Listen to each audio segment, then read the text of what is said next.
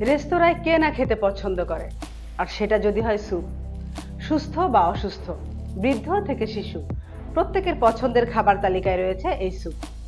কিন্তু হঠাৎ যদি দেখেন এই স্যুপে কেউ প্রস্রাব করছে, ভোজন রসিক মানুষদের মানসিক অবস্থাটা তখন কোথায় গিয়ে দাঁড়ায়? এমনই এক ঘটনা সামাজিক যোগাযোগ মাধ্যমে ভাইরাল হয়েছে। সেখানে দেখা যায় মদ্যপ অবস্থায় দুই বন্ধু স্যুপের পাত্রে প্রস্রাব করছে। ঘটনাটি ঘটেছে পার্শ্ববর্তী দেশ চীনে।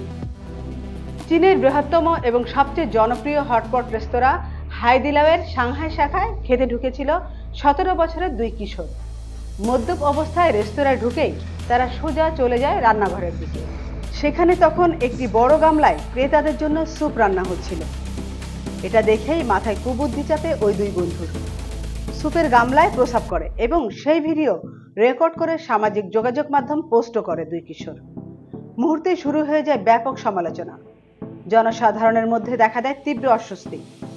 ওই মামলায় রায় দিয়েছে সাংহাইয়ের একটি আদালত।